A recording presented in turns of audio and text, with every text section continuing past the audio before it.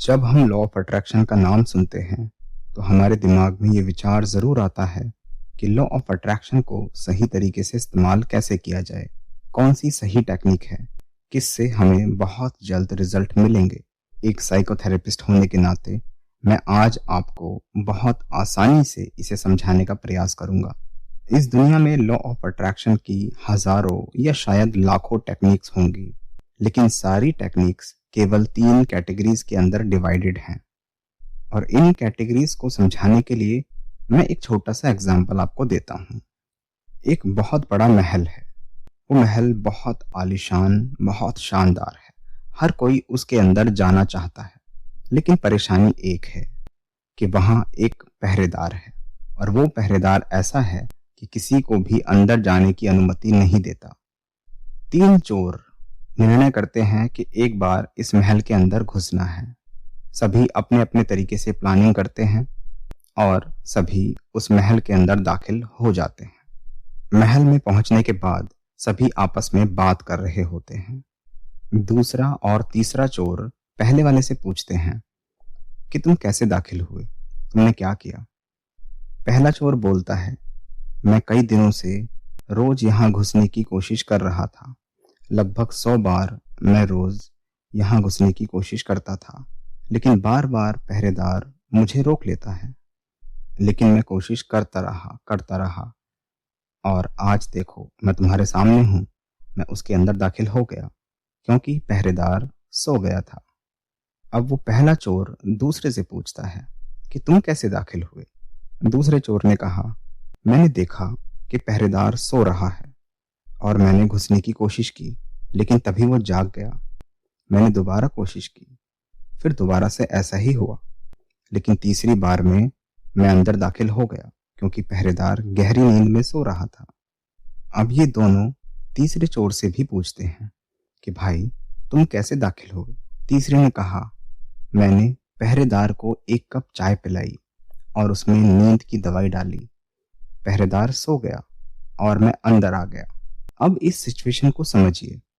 ये तीनों चोर हैं आपके ड्रीम्स जो आप हासिल करना चाहते हैं। पहरेदार है आपका कॉन्शियस माइंड और वो बड़ा महल है आपका सबकॉन्शियस माइंड। ये तो आप जानते होंगे कि लॉ ऑफ अट्रैक्शन के अनुसार अगर आप कुछ भी पाना चाहें तो आपको उस मैसेज को अपने सबकॉन्शियस तक पहुंचाना होता है, तभी हमें वो हासिल होता है। लेकिन कोई भी बात सीधे सबकॉन्शियस यानी अवचेतन तक नहीं पहुंचाई जा सकती, क्योंकि हमारा कॉन्शियस माइंड यानी चेतन मन पहरेदार बन के खड़ा है। लेकिन कॉन्शियस माइंड को स्किप करने के लिए लॉ ऑफ अट्रैक्शन की बहुत सी टेक्निक्स हैं जो 3 कैटेगरीज में डिवाइडेड हैं, जैसा मैंने आपको कहा, ए, बी और सी। कैटेगरी ए में आती है affirmations, songs, scripting, prayers, vision board, water technique, etcetera etcetera.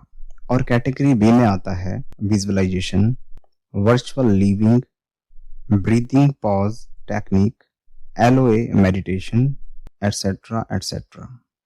और सी कैटेगरी में आता है हिप्नोसिस थेरेपी। अब ऐसा समझिए कि कैटेगरी ए पहले चोर की तरह है जो बार बार महल में घुसने का प्रयास कर रहा है, इस उम्मीद में कि कभी ना कभी वो पहरेदार का ध्यान हटेगा या वो सो जाएगा। लेकिन उसे नहीं पता कि ऐसा कब होगा, पर वो लगातार ऐसा करता रहता है और कभी ना कभी कामयाब भी हो जाएगा। लेकिन कब होगा ये कहना मुश्किल है। इसी तरह जब हम किसी अफर्मेशन को बोलते हैं, बार बार दोहराते हैं या बार बार सुनते हैं, तब भी ऐसा ही होता है मानो हम एक दीवार को तोड़ने का प्रयास कर रहे हों और बार बार उस पर चोट मार रहे हों। ये टेक्निक उनके लिए बहुत अच्छी है जो एलओए को एक हार्डवर्क के रूप में देखते हैं, जो अपने दिमाग से ज्यादा काम कराने का प्रयास कर रहे हैं। पर वहीं बी कैटेगरी को आप मानिए उस दूसरे चोर की तरह जो सही वक्त का इंतजार करता है और कम कोशिश से कामयाब हो जाता है। हम विजुअलाइज करते वक्त ऐसा ही करते हैं। हम विजुअलाइजेशन के लिए ऐसा वक्त चुनते हैं जब हमारा कॉन्शियस माइंड यानी कि चेतन मन शांत हो। लेकिन हम जानते हैं कि कॉन्शियस माइंड के पार जाना बहुत मुश्किल है। उसको धोखा देना सचमुच बहुत कठिन है।